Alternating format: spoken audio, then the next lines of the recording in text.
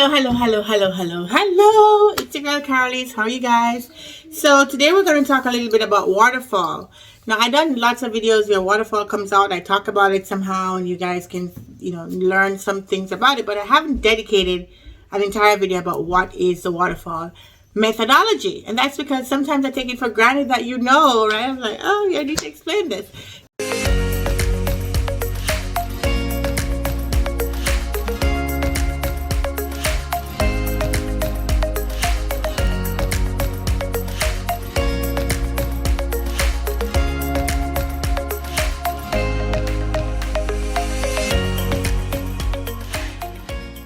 So what is Waterfall? It's very simple, right? It's like the way you're probably already working, right? If you've done any projects at school, if you've done, any work on any projects at home or church or your community, whatever, the norm is to do something in what we call Waterfall, which is typically you start one phase, you complete that phase before you move on to the next phase. Think of building a house, and I'm no contractor, but think of building a house where you got to do the foundation. You got to complete the foundation first before you start putting up the walls. Then you got to put in maybe the plumbing and the electrical wiring, and then you put on I don't know what else goes on the house, the drywall, and then you put all your fixtures and fittings around it, your doors and your windows, your roof, and that's how you do your house. So you can't do the roof before you do the foundation. Just doesn't make any sense, right? So you got to do this step first before you get to the next step. Well, it's kind of the same thing in software development, where we were doing it in Waterfall for a very long time. That's all that existed. And what that was that you have to finish one phase first before you move to the next. So you start off with your requirements and analysis phase and your planning phase. So you plan your project, you figure out how many people you need, you think of how long it's going to last in terms of duration. And then you come up with all of your requirements. You have all the elicitation questions. You come up with all the feedback. You maybe even talk to your technical team to see if it's feasible. And you document and you document and you document to make sure everything that you need is agreed upon and well written, and it's documented, right? So now you have this big document with all your requirements and you're good. Now you can hand that off to a team that's doing some of the design, making sure they have all the right designs in there, maybe architectural design, maybe some UX design, all that stuff. Designing is done. Then they hand that off to developers, and they go off, take this document with all the designs that accompany it, and they go flush out some code, right? They write lines and lines and lines of code, and they wait until they've finished everything for the code, and then they hand off to some QA people and say, hey, QA engineers, test everything that we've built. We built the whole system, go test the whole thing. And then the QA people goes off and they test a bunch of stuff. Maybe they find a few bugs, they fix all that. And then when they're ready now, they go to deploy. And it's like, well, let's release it to the world. And when it's released, then we have our little maintenance to keep up and make sure it's all running smoothly. Now that sounds great, right? It sounds wonderful. You start off with your planning, your requirements and your analysis. You go to your design. After design, you have your implementation. After implementation, you have your testing, your QA. That was the dog going up the stairs, by the way. His chain on his neck was banging against the stairs. You have your QA. And then after the QA, you have your deployment process, gets that out into the production environment, and then you maintain it. Yeah, so now you've gone through the whole life cycle of how to get from, inception stage to deployment. So it sounds great, and it's great on paper, and it works great in theory.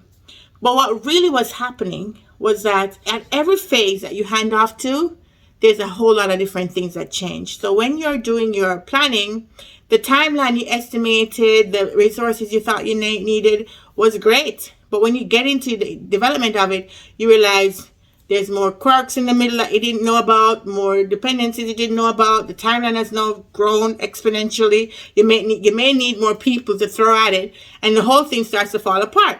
That's from planning into it could be planning to design or planning to implementation. Let's take planning to design. After you've planned it well, you might give it to the architect, and they start mapping out what the architecture should look like, and then they find holes and gaps everywhere, and so you end up having to do rounds and rounds and rounds of that to get the architecture right.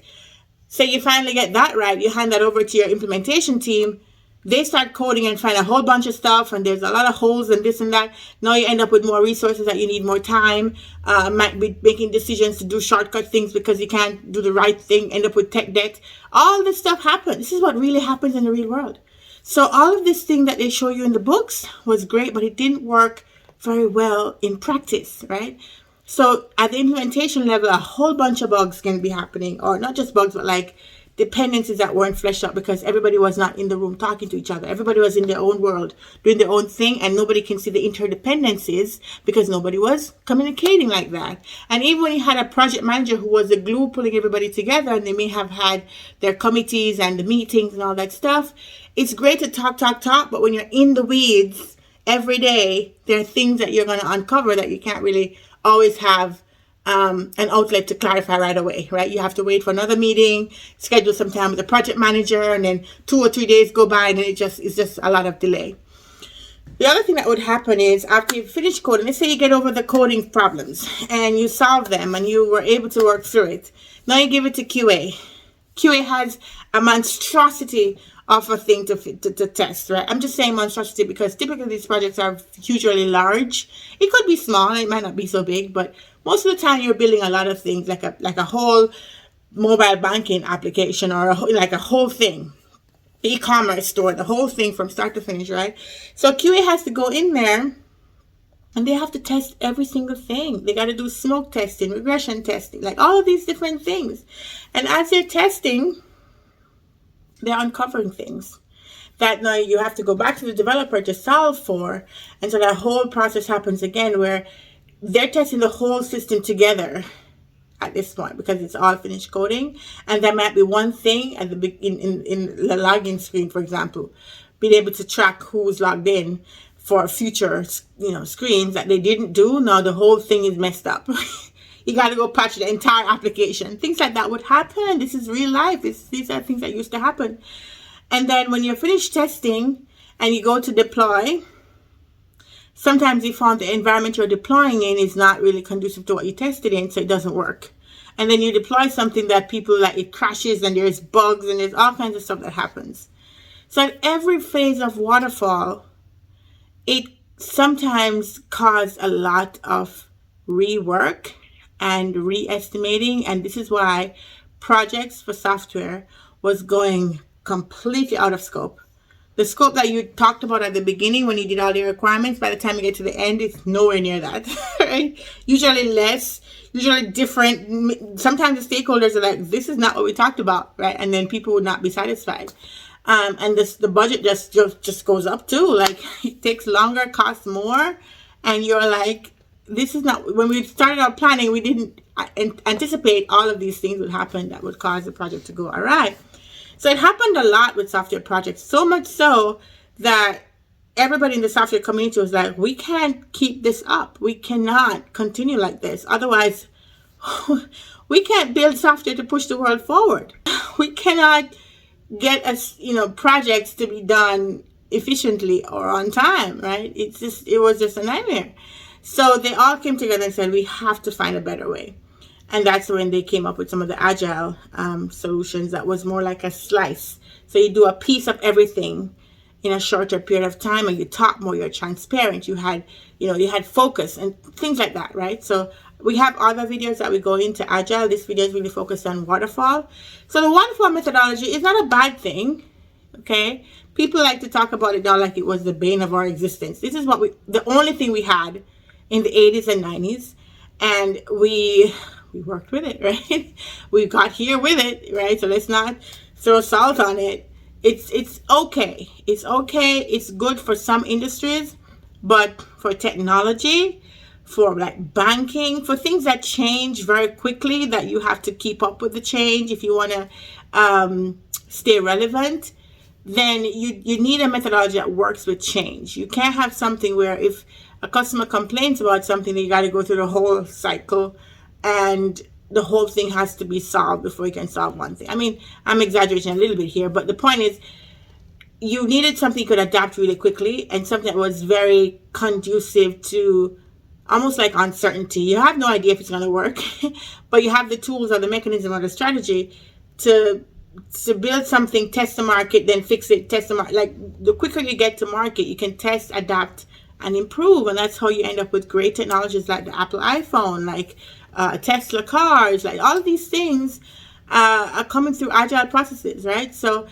waterfall is not the way for people who want to adapt quickly to change.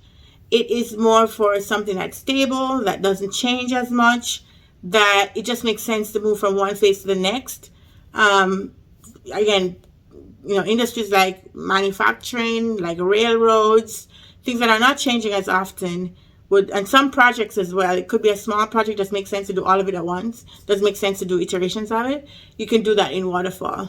So, hope this is a chat about Waterfall was helpful. If it was, check out the links below and also click on subscribe. And I will see you guys next time. Take care. Bye.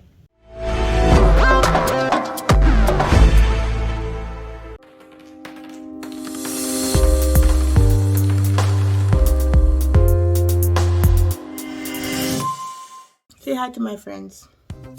Hi. You gotta turn around so they can see you. No. Yes. They know you when you were a 2-year-old or a 3-year-old. Now you're a 6-year-old. They gotta say hi to the 6-year-old. What you gonna say to my audience? You gotta be laughing. You gotta say something. Say something to your audience, to the audience. Nothing.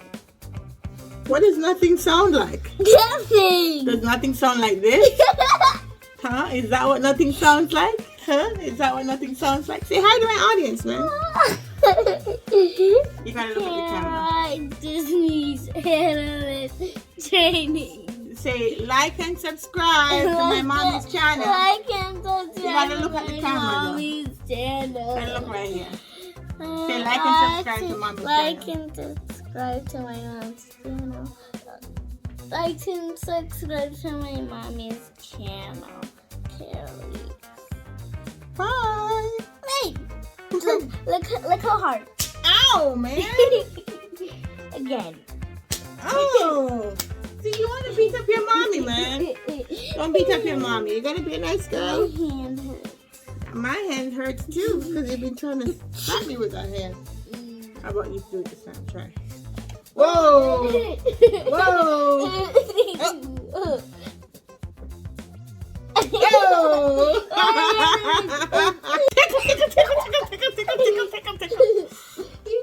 Bye, guys.